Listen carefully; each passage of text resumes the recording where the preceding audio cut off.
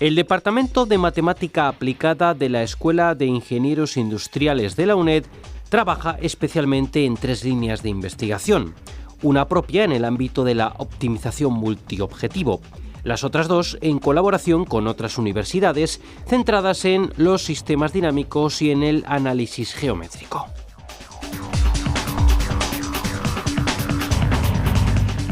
Las vías de entrada en el mundo de la investigación para los alumnos se abren a partir de los trabajos de fin de grado y especialmente el trabajo final de máster. En este programa vamos a comentar algunas aportaciones en este sentido de alumnos del máster universitario en investigación en tecnologías industriales, donde este departamento está presente. Trabajos muy recientes con temas tan diversos como el control de satélites o las fluctuaciones de las poblaciones biológicas, que dan una idea de la versatilidad de la matemática aplicada.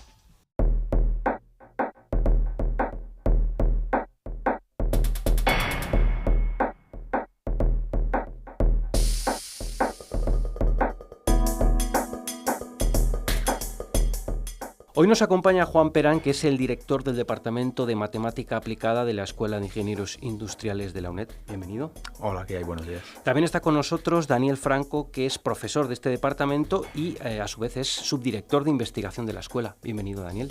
Hola, ¿qué tal? Encantado de estar aquí. Vamos a hablar, como decíamos en la introducción, de investigación dentro de este departamento, pero en primer lugar, Juan, yo quería que hiciéramos una recapitulación del departamento, de su estructura, de la docencia, que habláramos en general. Bueno, el Departamento de Matemática Aplicada es un departamento pequeño. Actualmente somos 12 profesores. Como nos suele ocurrir ahora en la universidad, somos 12 y cada vez menos porque se han jubilado este año 2 profesores, en concreto la profesora Ana Díaz y el profesor Fernando Juberías. Y como todo el mundo sabe, hay muchos problemas para reponer la plantilla, pues es un departamento que cada vez se hace más pequeño. Tenemos docencia en la Escuela de Ingenieros Industriales y en la Escuela de Informática, mayoritariamente en la de Industriales. Y la mayor parte de las asignaturas que damos, como es lógico, al ser de matemáticas, son de formación básica u obligatorias. Tenemos una optativa, pero básicamente de formación básica en los primeros cursos.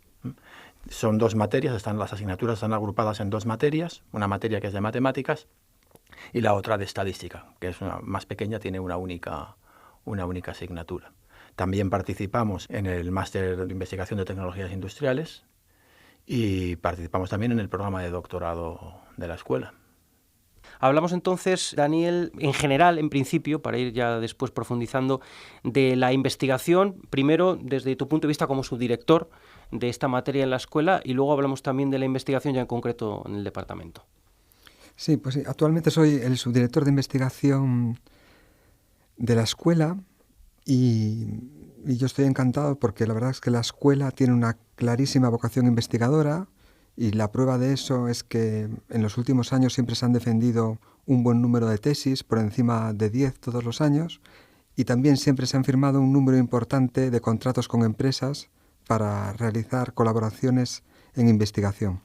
Pero bueno, hoy hemos venido a hablar de nuestro departamento y en nuestro departamento la investigación también es un tema principal y esto se traduce en la publicación de un buen número de artículos en revistas especializadas, revistas de prestigio, y además esta investigación ha sido y es en muchos casos financiada bien por proyectos de investigación del Plan Nacional o con ayudas de otros centros de investigación para realizar estancias, impartir cursos, charlas.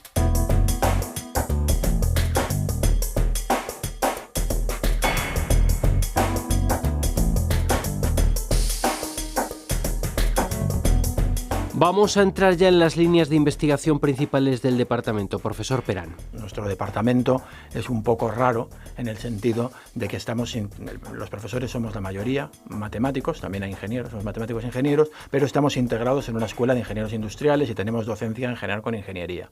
Entonces eso nos hace ser particulares. Nuestra vocación, en principio, es la investigación aplicada, o más bien aplicable, porque el grado de aplicabilidad de la investigación es muy discutible, depende de la perspectiva, del punto de vista que se adopte. Y en general, aunque las tareas investigadoras en un departamento tienen una componente individual, es decir, cada profesor la orienta según un criterio más o menos particular, sí que podemos distinguir 3 grandes líneas en general. Por una parte tenemos una en optimización multiobjetivo, que el investigador principal es el profesor Vicente Novo. Es la única línea que está integrada en el departamento, o sea que pertenece a la universidad, y las otras 2 líneas están en colaboración con otras universidades. Hay una de sistemas dinámicos, que está en colaboración con la Universidad de Vigo, que es donde está radicado el proyecto, del que formamos parte dentro del departamento, pues el profesor Franco y yo. Y luego hay otro de análisis geométrico, que el proyecto, que es muy grande, está en la Universidad Complutense, y en nuestro departamento forma parte de él la profesora Estíbaliz Durán. Esas son las líneas fundamentales. Y para un estudiante que nos pueda estar escuchando y pueda sentirse pues atraído por el mundo de la investigación, bueno, ¿cómo puede formar parte de estas líneas? ¿Qué vías tiene de entrada a este mundo? Pues yo creo que actualmente tienen unas vías de entradas muy buenas que las dan los trabajos fin de grado y especialmente los trabajos fin de máster. Yo creo que esos trabajos son una fantástica oportunidad para que aquellos alumnos con interés hacia las matemáticas se introduzcan en la investigación en matemática aplicada.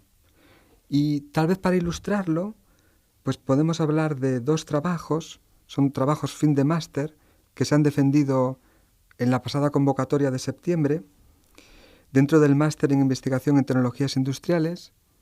Uno de ellos trataba sobre el control de satélites mediante velas solares y el otro sobre la estabilización de fluctuaciones en poblaciones biológicas. Pues vamos a profundizar en estos trabajos. Hablemos del primero, profesor Perán. El primero es el autor es Carlos Marcelino Casas, un alumno del máster de la escuela. Su formación es ingenieril, o sea, no es matemático, y sin embargo ha hecho un trabajo excelente, no solo en la parte de ingeniería, en la que yo estoy menos cualificado para juzgarlo, sino también en la parte de matemáticas, que es en la que yo puedo contribuir en algo. Es un ejemplo de trabajo, el de Carlos, que ha sido muy autónomo, o sea, de los que se puede decir que prácticamente él ha llevado el ritmo fundamental del trabajo. Y como antes se ha comentado, me parece, pues trata sobre el guiado de satélites que están impulsados por velas solares. Esto de las velas solares es curioso, al menos para los no iniciados, el título, ¿no?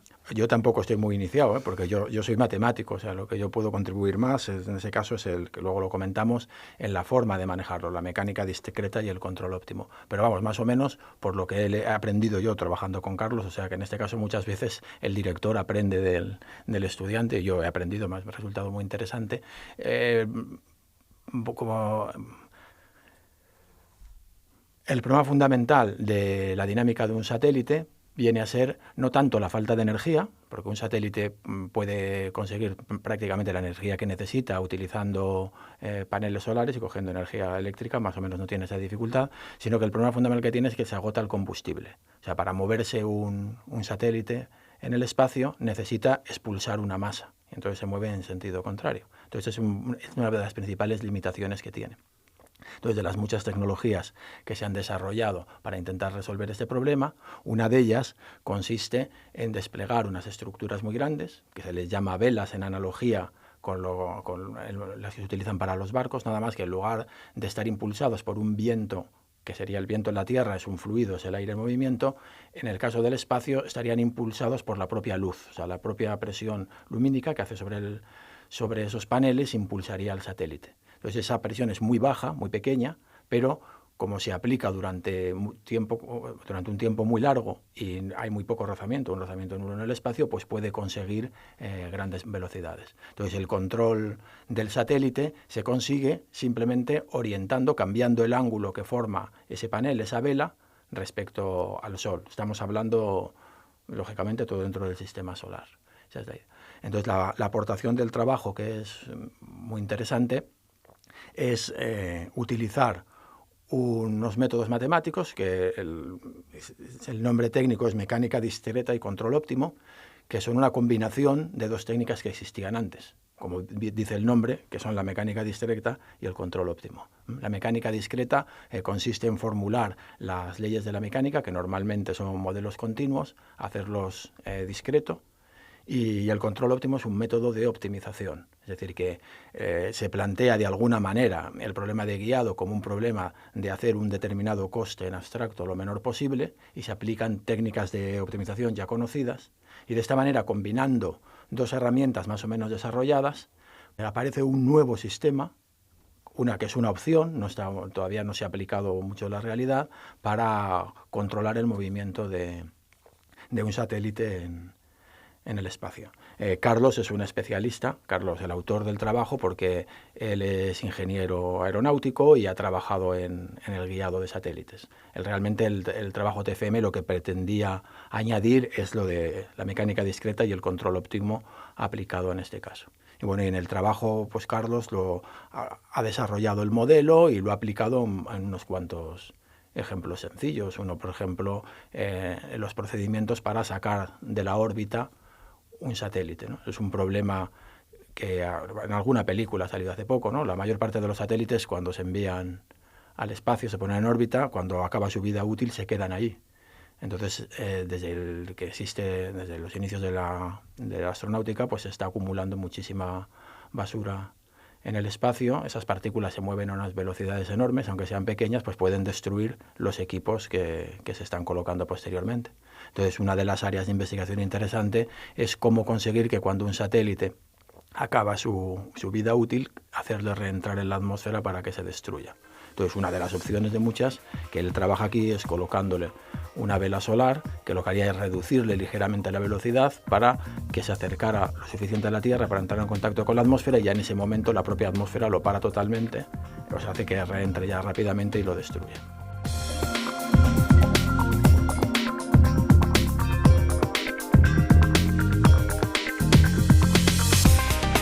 Otro trabajo sobre el que vamos a entrar en detalle, profesor Franco, es el relativo a la estabilización de fluctuaciones en poblaciones biológicas.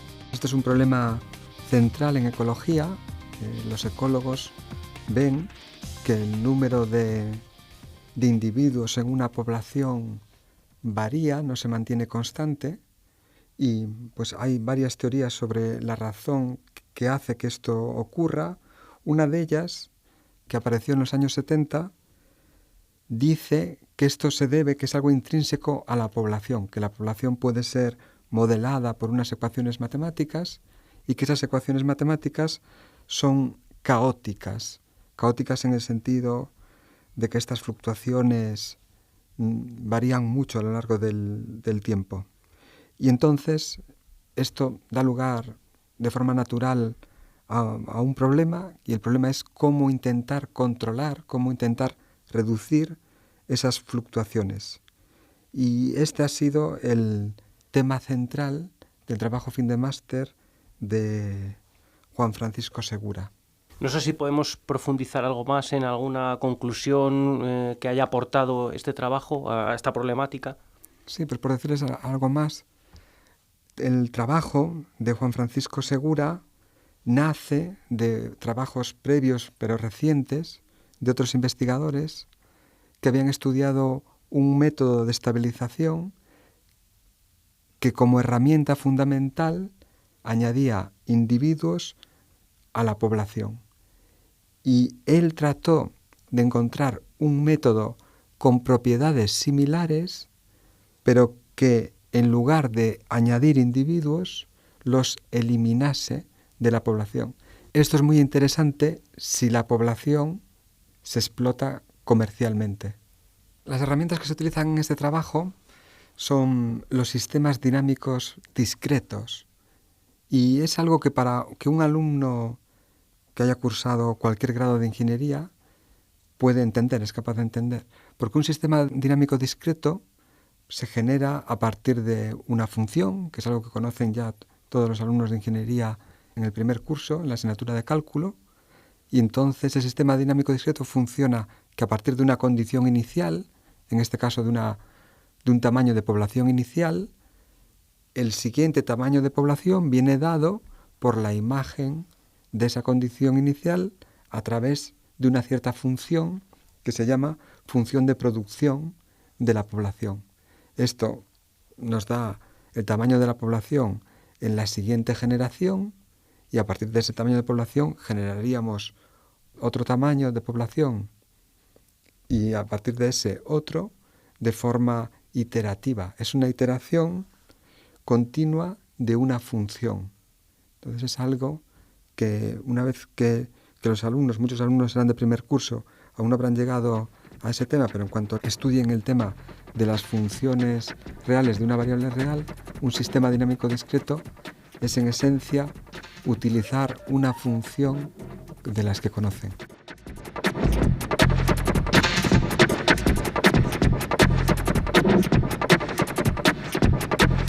Estamos hablando de poblaciones biológicas, de ecología, dentro de la actividad investigadora de un departamento matemático. Aparentemente campos divergentes, porque alguien se puede preguntar, profesor Perán, si también se realizan investigaciones de campo. No, claro, no. Es posible que un oyente se quede sorprendido al pensar que en un departamento formado fundamentalmente por matemáticos, pues se pueda estar dedicado a aplicaciones a la biología. Nosotros en realidad solo trabajamos con ecuaciones y en algunos momentos con ordenador, es decir, implementando para hacer simulaciones en ordenador. Pero esencialmente con lo que trabajamos es con un papel y con un bolígrafo. Entonces lo que nosotros hacemos, lo que hacemos los matemáticos, es crear modelos simplificados, muy simplificados, es decir, nosotros no pretendemos reflejar la realidad con nuestras ecuaciones, sino pretendemos que las ecuaciones representen uno de los rasgos que aparecen en la realidad. Analizando el comportamiento matemático de la ecuación, somos capaces de prever, es decir, de decirles a los biólogos o a los encargados de gestionar los recursos naturales. Por ejemplo, pues imaginemos un parque natural o los recursos pesqueros, etcétera. Los matemáticos les pueden sugerir unas determinadas estrategias, bien de conservación, bien de explotación. Por supuesto, como en ciencia, la ciencia es experimental. Después, o bien en laboratorio o bien con trabajos de campo, otros científicos son los que tienen que comprobar si realmente lo que se aprecia en los modelos matemáticos se aprecia en la realidad o no, porque la realidad siempre por definición es mucho más compleja que cualquier modelo científico, pero en realidad en eso consiste la ciencia. La ciencia consiste en hacer modelos sencillos de la realidad, que por definición es lo complejo. Para que se hagan una idea, algunos de los efectos que se pueden descubrir simplemente analizando ecuaciones podría ser uno que se conoce como efecto Hidra. El nombre viene del personaje mitológico, la Hidra de Lerna, que es uno de los 12 trabajos de Hércules, era matar a este animal, una especie de serpiente que tenía 9 cabezas. Y una característica que tenía, que la hacía muy difícil de matar, lógicamente, era que si le cortaban una cabeza, por cada cabeza le salían otras 2. Con lo cual el mismo efecto de matarla le daba todavía más vida. Se le dio este nombre a un efecto que se observó primero en ecuaciones, que se da cuando se tienen varias especies, en la que una es el depredador, y resulta el efecto paradójico que cuando aumenta el consumo de la especie se puede provocar un incremento de la población de la especie que está siendo depredada, lo cual en principio resulta paradójico. Eso en principio se observa en las ecuaciones. Es mucho más complicado verlo en la realidad, porque en la realidad un ecosistema es muy difícil de medir y los efectos es muy complicado saber, incluso suponiendo que exista, cuál es la causa y cuál es el efecto. Y en cambio en unas ecuaciones matemáticas sí que se puede apreciar y es sorprendente y paradójico, ¿no? Más o menos la explicación que se le puede dar biológica, los biólogos todavía están discutiendo si realmente en la naturaleza se da o no, pues podríamos imaginarnos, por ejemplo, una población de plantas que produjera un fruto del cual se alimentaran unos animales. Estos animales en la realidad favorecen a la planta porque al ingerir los frutos, después cuando defecan, pues las semillas las esparcen y facilitan la extensión. Pero en algunas ocasiones hay algunos animales que consumen los frutos, pero también destruyen la semilla. Entonces, en ese caso es un depredador puro, en el sentido de que su tendencia es consumir todo el fruto que pueda del árbol. Entonces, uno en principio podría imaginarse que si hay muchos animales, acabarán consumiendo todos los frutos del árbol y la población desaparece. El efecto paradójico es que con determinadas intensidades de consumo, puede ocurrir que le acabe incluso beneficiando al árbol.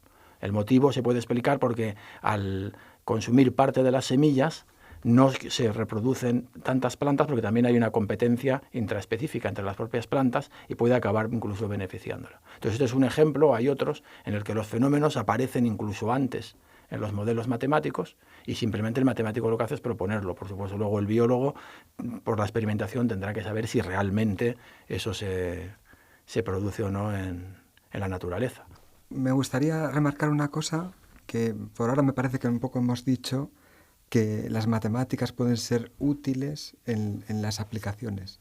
Pero esta relación muchas veces es bidireccional y beneficia a las dos partes. Podríamos decir que es simbiótica.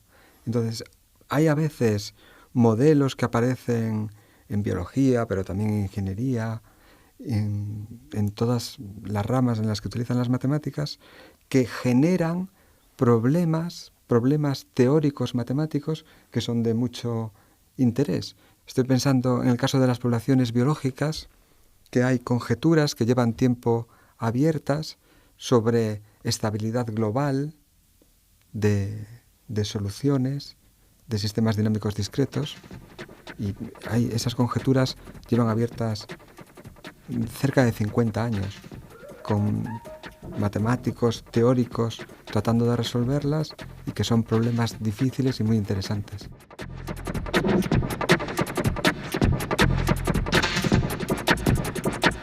Profesores, si después de escuchar todo lo que venimos contando en este programa, algún oyente, algún alumno tiene interés por las líneas de investigación que hemos comentado y por desarrollarlas en sus trabajos, ¿qué les podemos decir? Bueno, pues esto nos relaciona con algo que dijo el profesor Perán al principio, que somos un departamento un poco especial en esta escuela porque la mayoría somos matemáticos y algunos estudiantes pueden tener cierta reticencia a venir a hacer un trabajo fin de máster o fin de grado con nosotros por considerar que como no son matemáticos, a lo mejor esto puede ser una dificultad añadida a la ya difícil tarea de realizar el trabajo fin de máster, que es un trabajo de envergadura.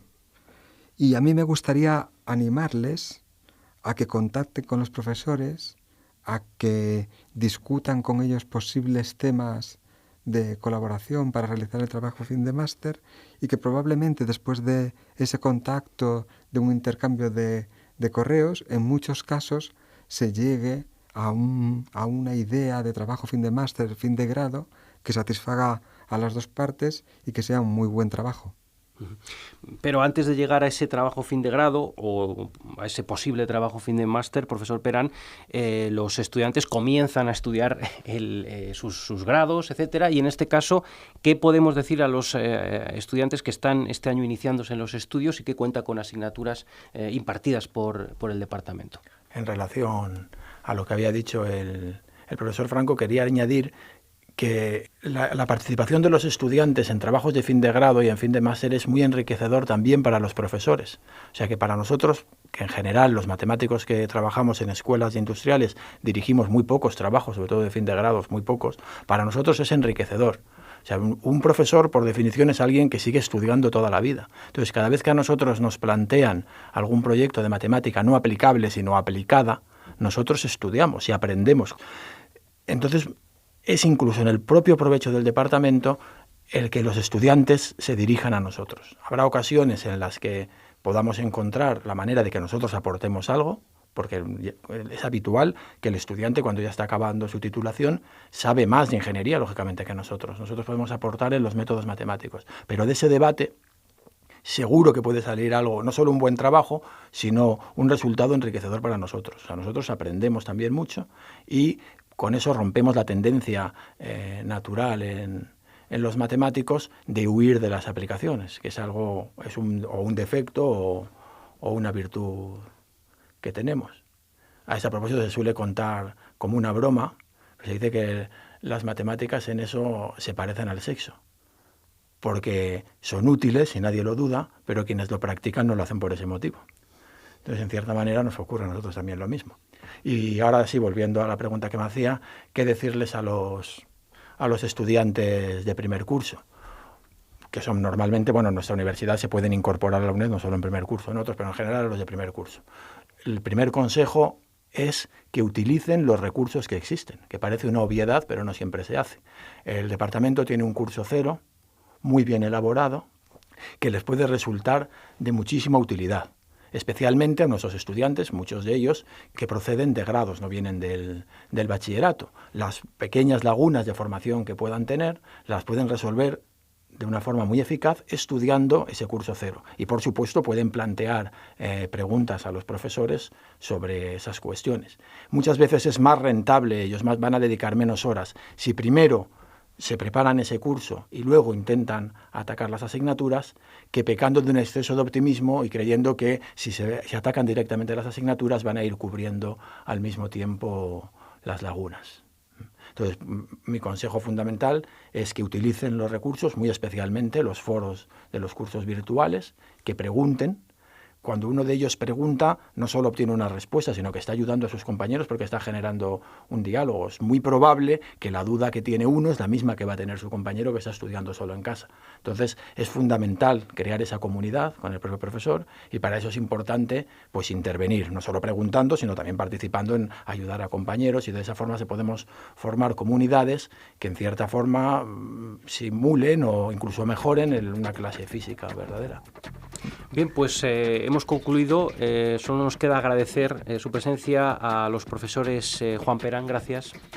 Daniel Franco, gracias por acompañarnos. De nada, muchas gracias. Y hasta una próxima ocasión. Gracias.